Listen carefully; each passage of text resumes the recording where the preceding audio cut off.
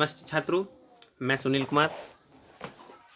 कक्षा 9 के लिए पाठ 1, क्योंकि पहले पाठ 2 में था संसाधन के रूप में लोग, अब हमारा पाठ 1 को कोविड-19 के अनुसार कम कर दिया गया है, तो अब हम पाठ 1 मानेंगे इसे। इसको पढ़ते हैं, संसाधन के रूप में लोग। ठीक है, यानी मानव संसाधन है। क्या है छात्रों? मानव संसाधन। ठीक है, पढ़ने से पहले अगर हमारे चैनल पर पहली बार आए हैं तो हमारे चैनल को सब्सक्राइब कर दीजिए और शेयर करना ना भूलें। ठीक है, ताकि और भी छात्रों को लाभ प्राप्त हो सके। जो आपके पहचान के छात्र हैं उनको आप इस वीडियो को शेयर जरूर करें। ठीक है, तो हम पढ़ेंगे संसाधन के रूप में लोग। तो मानव एक संसाधन होता है। वैसे संसाधन तो हर चीज़ है, देखिए बहुत सी है, टीवी है, मोबाइल है, ठीक है, मशीनें हैं, ये सभी कुछ संसाधन है। लेकिन इसी की तरह एक हमारा, ठीक है, मानव, यानी हम खुद स्वयं भी संसाधन हैं। और हम मानव संसाधन, ठीक है, और अन्य संसाधनों से अच्छे माने गए हैं, क्योंकि जितने भी संसाधन हैं, मानेंगे भूमि है, जल है, रेडियो है, टीवी है, मशीनें हैं, ये सभी संसाधन मानव संसाधन के बिन अधूरे हैं, क्योंकि यह संसाधन खुद कार्य को नहीं कर सकते हैं, ये खुद क्रियाशील नहीं है। ठीक है, मानव जो संसाधन होता है वो खुद क्रियाशील होता है।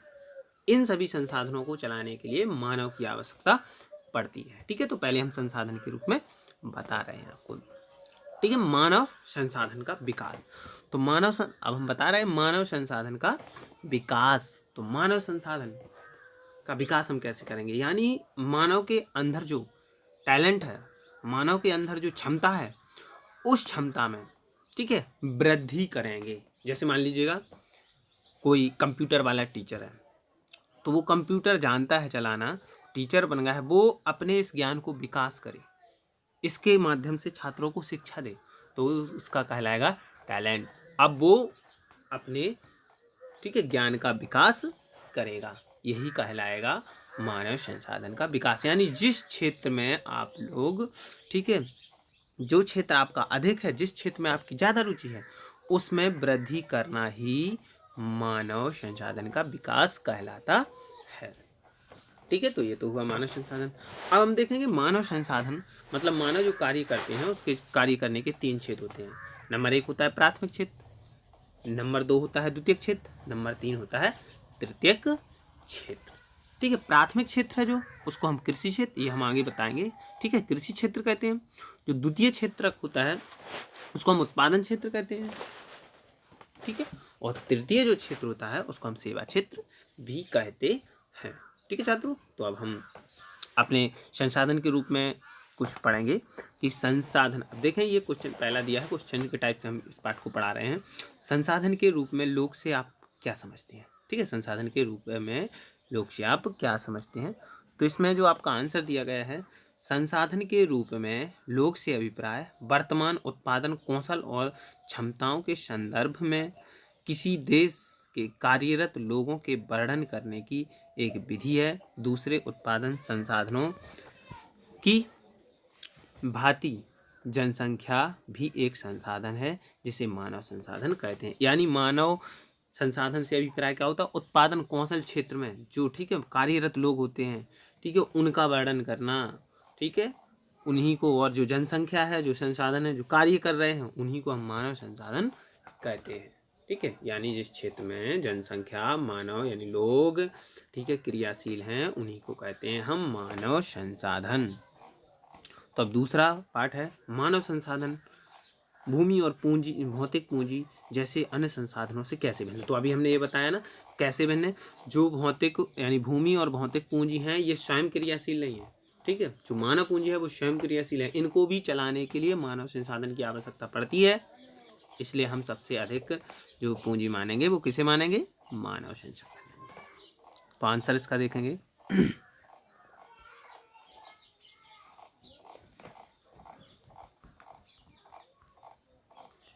इसका आंसर है भूमि और भौतिक पूंजी जैसे अन्य संसाधनों का उपयोग कर मानव संसाधन उत्पादन में मदद करता है। ठीक है, जो भौतिक पूंजी है और भूमि है, इसका उपयोग कौन करता है? मानव। ठीक है, उत्पादन में मानव ही इनकी मदद करेगा। अन्य संसाधन अपने आप उपयोगी नहीं हो सकते, यही कारण है कि मानव संसाधन को अन्य संसाधनों से बेहतर माना जाता है। यानी बाकी संसाधन है वो क्रियाशील नहीं हो सकते, वो खुद काम नहीं कर सकते हैं, जब तक वो उपयोग में नहीं आ पाएंगे जब तक मानव संसाधन उस पर कार्य नहीं करेगा। नेक्स्ट है, मानव पूंजी निर्माण में शिक्षा की क्या भूमिका है? मानव पूंजी निर्माण मतलब पहले तो मानेंगे हम मानव पूंजी निर्माण क्या, पूंजी क्या है? मानव पूंजी। तो मानव पूंजी हम उसे मानेंगे यानी जो मानव में टैलेंट है, जिस क्षेत्र में, ठीक है, मानव परिपक्व है, उस क्षेत्र के द्वारा जो मानव पैसा कमाता है, ठीक है, पैसा प्राप्त करता है, उसी को कहते हैं मानव पूंजी। मानव की पूंजी क्या है? शिक्षा है। ठीक है, शिक्षा के क्षेत्र से या टैलेंट के क्षेत्र से वो जो पैसा कमाएगा वही कहलाएगा उसकी मानव पूंजी। तो आप देखेंगे मानव पूंजी निर्माण में शिक्षा की भी भूमिका होती है। कोई शिक्षा के माध्यम से, जैसे कोई टीचर है पढ़ाएगा, ठीक है, नौकरी प्राप्त करेगा, फिर उसको उसके बदले में वेतन मिलेगा, तो वो उसका मानव पूंजी है शिक्षा के क्षेत्र से। अब टेक्निकल कुछ भी पढ़ करके हम जो भी कार्य करेंगे, पैसा कमाएंगे, उसी को कहेंगे मानव पूंजी। तो अब हम देखते हैं मानव पूंजी निर्माण में शिक्षा की भूमिका। शिक्षा अच्छी नौकरी व अच्छे वेतन के रूप में फल देता है। ठीक है, शिक्षा करेंगे, नौकरी मिलेगी और हमें अच्छा वेतन मिलेगा, तो ये पूंजी मिलेगी। अब शिक्षा आर्थिक और सामाजिक विकास का एक मुख्य तत्व है। ये लिखना है, पढ़ना है छात्रों। शिक्षा श्रमिकों की कार्य कुशलता को बढ़ाती है। ठीक है, शिक्षा है, अगर हम शिक्षा प्राप्त करेंगे तो हमारी जो कार्य कुशल है वो हमारी अच्छी बढ़ जाएगी। अगर हम कुछ काम करते हैं फैक्ट्री में, ठीक है, कुछ वस्तुएं बनाते हैं, अगर हम 1 घंटे में 10 बना रहे हैं, अगर अच्छी शिक्षा प्राप्त कर लेंगे तो हम 1 घंटे में 15-20 भी बना सकते हैं। शिक्षा विज्ञान की तकनीकी में विकास में सहायक सिद्ध होती है। नेक्स्ट है, शिक्षा सभी व्यक्तियों की सामाजिक क्षमता को भी बढ़ाता है। अगर शिक्षा प्राप्त कर लेते हैं तो व्यक्ति में मानसिक क्षमता को भी बढ़ाता है, हमारी मानसिक बुद्धि भी विकसित हो जाती है। तो हमारे लिए यह शिक्षा महत्वपूर्ण है। अब नेक्स्ट है, मानव पूंजी निर्माण में स्वास्थ्य की क्या भूमिका है? तो ये तो होगी शिक्षा की। अब हम स्वास्थ्य की, अगर कोई व्यक्ति बीमार रहेगा तो वो किसी भी प्रकार का कार्य नहीं कर पाएगा, उसकी मानसिक क्षमता भी नहीं होगी ठीक से। ठीक है, अगर व्यक्ति का स्वास्थ्य ठीक है तो वो हर कार्य क्षेत्र में निपुण हो सकता है। ठीक है, मानव पूंजी में वृद्धि करने के लिए शिक्षा और स्वास्थ्य की सबसे अधिक आवश्यकता है। अगर जिस व्यक्ति का स्वास्थ्य और शिक्षा ठीक है तो वो है मानव पूंजी का निर्माण कर पाएगा, वो निपुण हर क्षेत्र में हो पाएगा। नेक्स्ट देखेंगे हम,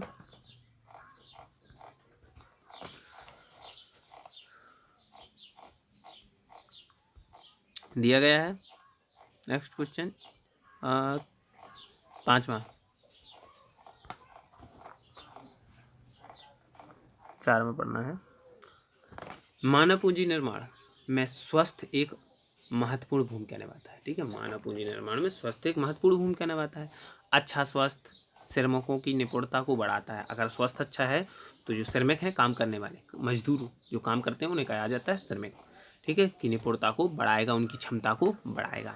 किसी व्यक्ति का स्वास्थ्य उसे अपनी क्षमता को प्राप्त करने और बीमारियों से लड़ने को शक्ति प्रदान करता है। अगर किसी व्यक्ति का स्वास्थ्य ठीक नहीं है, बीमार है, तो कुछ कार्य नहीं कर पाएगा। अगर स्वस्थ है, ठीक है, अस्वस्थ है तो कुछ काम नहीं कर पाएगा। अगर स्वस्थ है तो वो अपनी बीमारियों से लड़ लेगा और वह अच्छी शक्ति प्रदान करेगा। स्वस्थ किसी व्यक्ति के कल्याण को मानने का अपरिहार्य आधार है।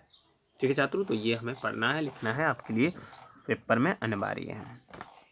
नेक्स्ट क्वेश्चन, किसी व्यक्ति के कामयाब जीवन में स्वास्थ्य की क्या भूमिका है? किसी व्यक्ति के कामयाब जीवन में, अगर कामयाब होना है हर कार्य क्षेत्र में, ठीक है, कोई व्यक्ति किसी कार्य में कामयाब होना चाहता है, अपने जीवन में कामयाब होना चाहता है, तो उसकी स्वास्थ्य की क्या भूमिका होगी? एक व्यक्ति का स्वास्थ्य उसे उसकी क्षमता का एहसास करने में मदद करता है और उसे बीमारी से लड़ने की क्षमता भी देता है। ठीक है, एहसास करने में मदद देता है उसका स्वास्थ्य, हाँ हमारा स्वास्थ्य अच्छा है, ठीक है, तो परिफुल्लित होगा, अच्छा होगा, ठीक है, उसके मन में अच्छा भाव उत्पन्न होगा और उसे बीमारी से लड़ने की क्षमता भी मिलेगी। एक अस्वस्थ व्यक्ति संगठन और राष्ट्र के लिए एक दायित्व है। किसी व्यक्ति का स्वास्थ्य सीधे उसकी कार्य क्षमता से जुड़ा होता है। कार्य क्षमता से जुड़ा होता है ना, यानी अच्छा होगा तो अच्छा कार्य अगर स्वास्थ्य खराब होगा तो खराब।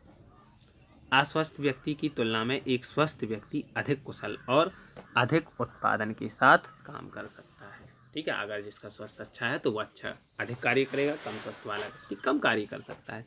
ठीक है, नेक्स्ट है, हाँ अभी बताया था ना मैंने, प्राथमिक क्षेत्र। ठीक है, मानव के जो कार्य करने के जो क्षेत्र हैं, आर्थिक क्षेत्र हैं, वो 3 हैं। एक है प्राथमिक क्षेत्र, एक है द्वितीयक क्षेत्र और तृतीयक क्षेत्र। इसको मैंने बताया था, ये कृषि में, ये उत्पादन क्षेत्र और यह होता है सेवा क्षेत्र में आते हैं। ठीक है, तो क्षेत्रों, ठीक है, प्राथमिक, द्वितीय और तृतीय क्षेत्रकों में किस तरह की विभिन्न आर्थिक क्रियाएं संचालित हो जाती हैं, तो हम इसका आंसर पढ़ेंगे। प्राथमिक, द्वितीय और तृतीय क्षेत्रकों में निम्नलिखित तरह को विभिन्न आर्थिक क्रियाएं संचालित हो जाती हैं। नंबर 1, तो प्राथमिक क्षेत्र में क्या आता है? कृषि, वानिकी यानी वन, पशुपालन, मत्स्य पालन, मुर्गी पालन और खनन, ये प्राथमिक क्षेत्र की क्रिया है। ठीक है, इनको याद रखेंगे। प्राथमिक क्षेत्र में क्या क्या आता है?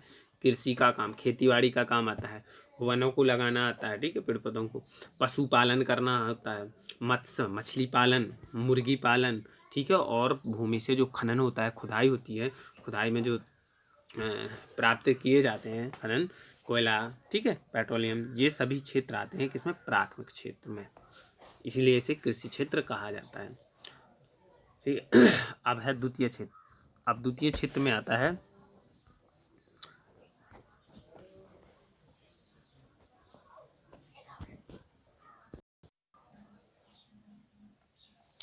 द्वितीय क्षेत्र में आता है, देखिए, उत्खनन व विनिर्माण द्वितीय क्षेत्र द्वारा संचालित मुख्य क्रिया है। अब छात्रों हम उत्खनन और विनिर्माण पढ़ेंगे। तो जो प्राथमिक क्षेत्र है, प्राथमिक क्षेत्र से उत्पादित वस्तुएं होती हैं, ठीक है, अब उन वस्तुओं पर हमें जो काम करना पड़ता है, उनसे कुछ वस्तुएं बनाई जाती हैं, उनका विनिर्माण करना होता है, वह आते हैं द्वितीय क्षेत्र में। मान लीजिएगा हमने, ठीक है, कृषि की, खेती की, खेती कर करके हमें जो अनाज प्राप्त हुए, उस अनाज से हम कुछ वस्तुएं बनाएंगे, या हमें कपास जूट मिला, उससे हम वस्तुएं बनाएंगे। ठीक है, तो वो आएंगे हमारे, जैसे हमें कपास जूट है, अब कपास जूट को हम जा करके कपड़े की फैक्ट्री में रखेंगे और उससे कपड़ा निर्माण करेंगे, तो ये आ जाएगा द्वितीय क्षेत्र में। जब हम उस कपास को उगाएंगे, जब उसकी चाय की और कुछ उत्पादन करेंगे हम उनका, ठीक है, उन्हें खेती द्वारा उगाएंगे, कृषि द्वारा, तो ये आ जाएगा प्राथमिक क्षेत्र में। जब हम फिर उनसे दोबारा कुछ वस्तुएं बनाएंगे, तो ये आ जाएगा छात्रों हमारा द्वितीय क्षेत्र में। ये तीनों क्षेत्र एक दूसरे से सटे हुए होते हैं। ठीक है, इन तीनों का बहुत ही घनिष्ठ संबंध होता है। अगर ये तीनों अलग अलग हो जाएंगे तो इसमें कुछ भी प्राप्त नहीं हो पाएगा, कोई भी, ठीक है, क्षेत्रक संपूर्ण रूप से नहीं चल पाएगा। तो ये तीनों क्षेत्र कैसे हैं? तीनों का संबंध है, ठीक है, घनिष्ठ संबंध है। पहला क्षेत्रक से द्वितीय क्षेत्र चलेगा, द्वितीय क्षेत्र से तृतीय क्षेत्र चलेगा। अब देखिए छात्रों, तृतीय क्षेत्र व्यापार, परिवहन, संचार, बैंकिंग, शिक्षा, स्वास्थ्य, बीमा सेवाएं आदि तृतीय क्षेत्र द्वारा संचालित हैं। देखिए अब ये कैसे संचालित होंगे? व्यापार, अब जब कपड़ा बनाया जाएगा फैक्ट्री में, चाय पत्ती बिस्कुट ये बनाया जाएगा, तो फिर इनको क्या करना पड़ेगा? इनका व्यापार करना पड़ेगा, मार्केट पहुंचाना होगा, ठीक है, दुकानों पर पहुंचाना होगा, तभी व्यापार संभव हो सकता है। और इनके लिए पहुंचाने के लिए परिवहन, संचार की आवश्यकता होगी। अब इनसे जो लेन देन करना होगा, उसके लिए हमें बैंक की ज़रूरत होगी, और हमें अगर ये कार्य करना है, इसमें टैलेंट होना चाहिए, ठीक है, परिपूर्ण होना चाहिए, तो हमें शिक्षा की भी आवश्यकता होगी, स्वास्थ्य की भी आवश्यकता होगी, और हमें अपने जीवन में बचाना है अब, तो हमें बीमा भी करवाने होंगे। ठीक है, हमें अपने जीवन में कुछ बचत करनी है तो बीमा भी। तो मतलब ये तीनों क्षेत्र एक दूसरे से सटे हैं। अगर द्वितीय क्षेत्र ना होता, वस्तुओं का उत्पादन नहीं करता, तो हम तृतीय क्षेत्र में सेवाएं व्यापार नहीं कर सकते थे, बैंकिंग शिक्षा प्राप्त नहीं कर सकते थे, क्योंकि कोई ज़रूरी ही नहीं है। ठीक है, तो तृतीय क्षेत्र में रोजगार भी मिलता है ज़्यादातर। ठीक है, और ये रोजगार किन के माध्यम से? प्राथमिक और द्वितीय क्षेत्रों के माध्यम से। अगर हम इसमें ज़्यादा बढ़ोतरी कर लेंगे तो हमारा तृतीय क्षेत्र भी बहुत ही बड़ा हो जाएगा। ठीक है छात्रों, तो ये था हमारा, ठीक है, पाठ। तो अभी इस पाठ से कुछ क्वेश्चन आंसर रह गए हैं, वो भी हम आपको बताएंगे। ये हमने, ठीक है, मेन पाठ को, वैसे पाठ पढ़ेंगे तो उसमें कहानियाँ के माध्यम से दर्शाया जाता है। ठीक है, ये हमने आपको पाठ का, ठीक है, मोस्ट पढ़ा दिया गया है। आप इसको लिख लें, पढ़ लें और समझें। आपको ये है, परीक्षा में बहुत ही महत्वपूर्ण होगा। ठीक है, प्राथमिक, द्वितीय, तृतीय क्षेत्र को हम भली भांति समझ लें। ठीक है, तो आप हमारे चैनल पर पहली बार हैं तो लाइक एवं सब्सक्राइब और शेयर करना ना भूलें। कि ज़्यादा से ज़्यादा सदस्य जुड़ेंगे तो आपको ज़्यादा से ज़्यादा लाभ प्राप्त